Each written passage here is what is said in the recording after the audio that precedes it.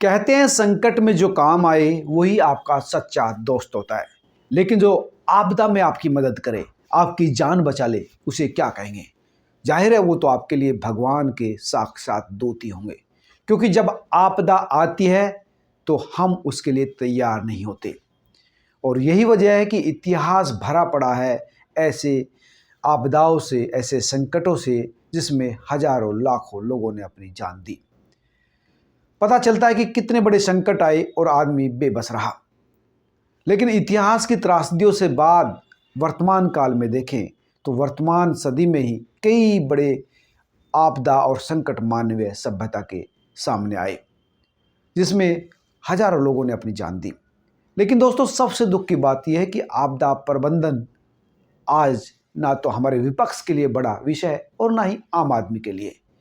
जाति धर्म की राजनीति के बीच आपदा प्रबंधन गौण है।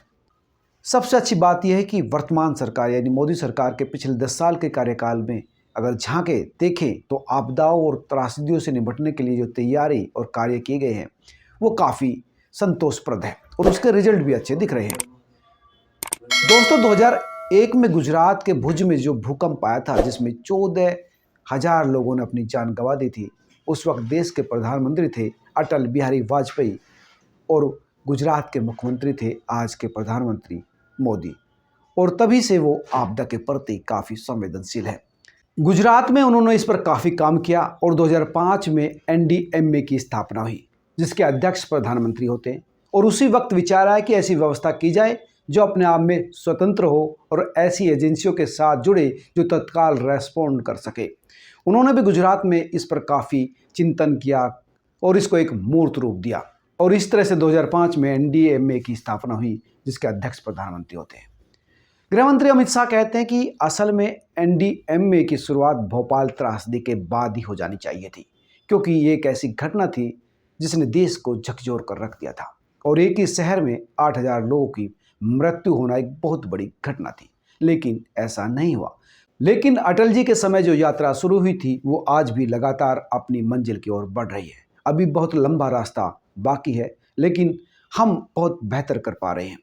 अमित शाह ने कहा कि हमारा लक्ष्य एक ऐसा आपदा प्रबंधन तंत्र विकसित करना है जहां घोर आपदा में भी एक व्यक्ति की जान ना जाए। और प्रधानमंत्री जी ने भी हमारे सामने यही लक्ष्य रखा है। अप्रोच में जो बदलाव आया है, इसके बहुत ही अच्छे परिणाम मिले हैं। 1999 के तूफान में 10,000 लोगों की मृत्यु हुई और इस साल 3 तूफान आए हैं, लेकिन मृत्यु का आंकड़ा 50 से ज़्यादा नहीं गया। अमित शाह कहते हैं कि हम अब बहुत पहले ही चेतावनी दे देते हैं। वहाँ के लोगों को बचाने का काम होता है। कच्चे घरों में रहने वाले लोगों को सुरक्षित स्थानों पर बसाने की व्यवस्था होती है और राज्यों से भी बहुत अच्छी तरह से कोऑर्डिनेट किया जाता है और एक पूरा तंत्र खड़ा किया जाता है। केंद्र और राज्य मिलकर मृत्यु का आंकड़ा कम करने में सफल रहे हैं और कोशिश है कि मृत्यु का ये जो आंकड़ा है वो 0 पर आ जाए। अब पूरा दृष्टिकोण बदल गया है। पहले आपदाओं के प्रति सरकारों का दृष्टिकोण राहत केंद्रित रहता था। आपदा के बाद सबकी मदद की जाए, उन्हें पैसा दिया जाए, उन्हें बसाने खाने पीने की व्यवस्था हो, बीमारी फैलने की स्थिति में दवाओं की व्यवस्था हो। लेकिन अब हमारी कोशिश है पहले ही चेतावनी देना, सक्रिय निवारण, पूर्व तैयारी और कम से कम जान के जोखिम को ध्यान में रखकर ही अब सरकार काम कर रही है। ये कहते हैं अमित शाह। वो कहते हैं कि अगर किसी भी दृष्टि से एनडीआरएफ और एसडीआरएफ की समीक्षा की जाए तो उन्होंने जो काम किया है वो है देश के अंदर विश्वास पैदा करना। आज कहीं भी कोई भी बड़ी आपदा आती है, एनडीआरएफ की वर्दी में जवान पहुंचते हैं। अधर में फंसे लोगों को लगता है कि उन्हें अब बचा लिया जाएगा। लोगों के मन में ये विश्वास पैदा हुआ है। ये विश्वसनीयता त्याग, कठोर परिश्रम और अनुशासन की वजह से पैदा हुई है। सरकार कोशिश कर रही है कि आपदा को इस तरह से हैंडल किया जाए कि जान किसी की ना जाए और जो अर्थव्यवस्था है उसको भी ज़्यादा कुछ ना झेलना पड़े।